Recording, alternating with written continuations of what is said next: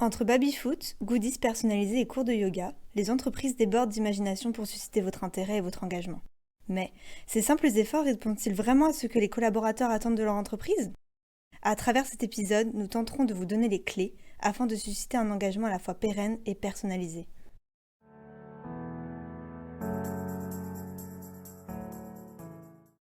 Faites ce que je dis, pas ce que je fais. Cette expression illustre bien le sort des professionnels des ressources humaines. Étant à l'origine des politiques et pratiques managériales mises en place au sein de l'entreprise, les RH s'excluent souvent de leur propre dispositif. À travers ce premier focus, il nous semble nécessaire de s'assurer de l'engagement de cette population si l'on souhaite qu'il soit pleinement légitime de l'insuffler. Vous souhaitez des RH heureux de venir au travail et moteurs de l'engagement en entreprise? Donnez-leur de bonnes raisons de se lever le matin. Pour être engagés, les RH doivent sentir qu'ils font partie intégrante d'un projet et que leur contribution est essentielle au déploiement stratégique de l'entreprise. Dans ce cadre, il est primordial de les responsabiliser et de les impliquer dans les prises de décision, et ce, notamment à travers le déploiement de projets en lien avec la marque employeur. Aujourd'hui, qui dit marque employeur dit une fonction RH nécessairement impliquée et pour cause. En tant que point de contact avec les collaborateurs et les candidats, la fonction RH doit incarner parfaitement les valeurs de l'entreprise afin de garantir une expérience candidat ainsi qu'une expérience collaborateur réussie. Dans la même lignée, il est également important de pousser les professionnels RH à être davantage assidus dans leur participation aux événements d'entreprise. Certains verront ici un conseil superficiel tant cela peut sembler évident. Mais honnêtement, avez-vous déjà croisé un professionnel RH en formation? Ils vous relanceront pour y assister, mais ne seront pas pour autant présents à ces dernières. En effet, étant eux-mêmes en charge du suivi de ces événements, personne n'est disposé à assurer le leur. Le constat établi ici n'est pas spécifique à la formation et questionne de la nécessité d'un accompagnement dédié aux professionnels RH en entreprise. Pour plus de transparence, il serait pertinent d'envisager le recours à un cabinet externe pour assurer le suivi de cette population souvent délaissée. Il semble également primordial d'associer davantage les membres des ressources humaines à un système de management de la performance, récompensant les réussites collectives de leurs fonctions. Cela permettrait de les mobiliser collectivement et attribuerait une véritable reconnaissance au regard de leurs impacts au sein des organisations. En effet, même si la fonction RH ne rapporte pas de revenus, nous nous accorderons tous à dire que sa place n'en est pas moins essentielle au développement stratégique de l'entreprise.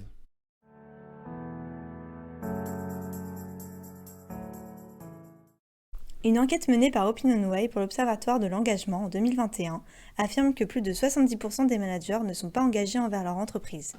Au vu de leur position de relais auprès des collaborateurs, cette population nécessite pourtant une approche sur mesure. À travers ce deuxième focus, nous tenterons de comprendre et de susciter l'engagement de ces publics afin qu'ils s'inscrivent dans la durée et se diffusent dans leur équipe. Aujourd'hui, les collaborateurs ne se contentent plus de gagner leur vie, mais sont en quête de sens au travail. Le management autoritaire est en dissonance avec ces nouvelles attentes et présence des grandes sources de frustration dans la relation manager-collaborateur. Les ordres n'ont pas d'effet sur celui qui fonctionne par affinité et les décisions unilatérales sont vécues comme arbitraires. Les collaborateurs ont besoin d'être inspirés sur l'orientation de leurs tâches, conseillés sur leur méthode de travail et sur les problématiques qu'ils rencontrent. En somme, le manager doit adopter une posture de coach auprès de ses équipes. Par ailleurs, il est important de cultiver une culture de la communication efficace et transparente. Vous pouvez planifier des réunions périodiques, utiliser des outils de collaboration en ligne pour partager des mises à jour et des informations importantes. Il est également nécessaire de s'assurer que les managers se sentent libres de donner du feedback sur les initiatives, les politiques et les programmes de l'entreprise. Cela montrera que vous écoutez leur opinion et que vous êtes prêt à prendre en compte leurs suggestions pour améliorer la synergie des processus internes. Enfin, il est également important d'inclure les managers dans les différentes politiques RH. Ces deux populations partagent en effet des missions communes dues à la transversalité des processus internes, tels que le recrutement, la formation ou encore la gestion de carrière. Dans chacun de ces domaines, il est important de donner de la visibilité aux managers et de les intégrer dans les réflexions RH. Cela permet de les ancrer dans leur rôle et d'appréhender la portée stratégique de leur mission. Ils pourront ainsi se sentir impliqués dans la vie de l'entreprise et développer leur sentiment d'appartenance. Une relation de confiance va pouvoir s'instaurer entre la direction, les ressources humaines et les managers. En somme, la clé pour engager les managers est d'être transparent avec eux et de cultiver une culture où règne la confiance, la collaboration et la coopération. En communiquant régulièrement, en encourageant le feedback, il est possible de créer un environnement de travail où les managers se sentent valorisés, respectés et impliqués dans les décisions clés de l'entreprise.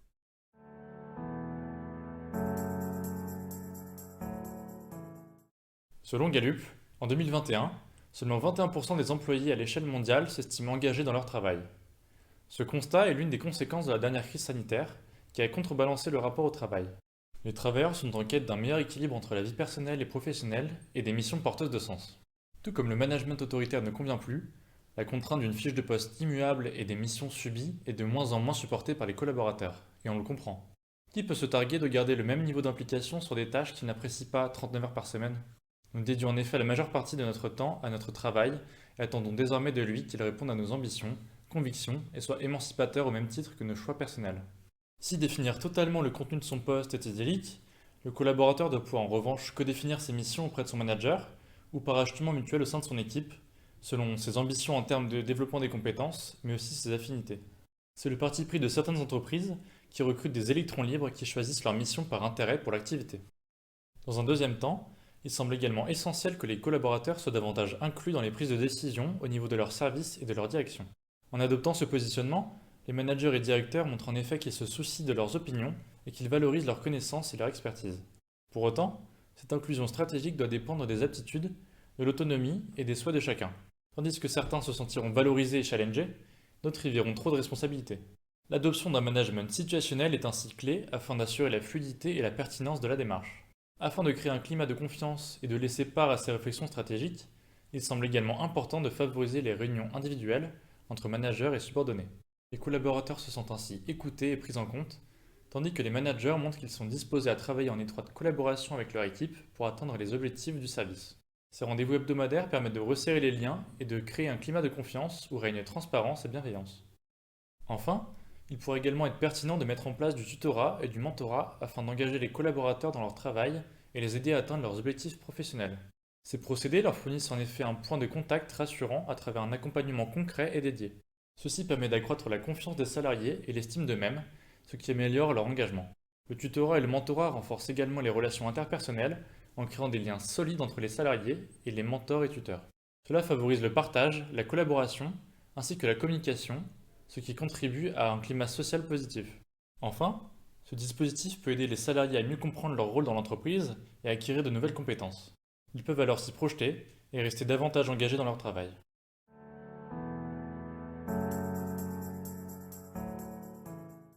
Vous l'aurez compris à travers ces différents focus, l'engagement est aujourd'hui une vaste problématique qui nécessite de mettre en place des solutions dédiées au positionnement des différentes populations, ressources humaines, managers et collaborateurs. Mais à votre avis, ces solutions seront-elles toujours d'actualité en 2027 ?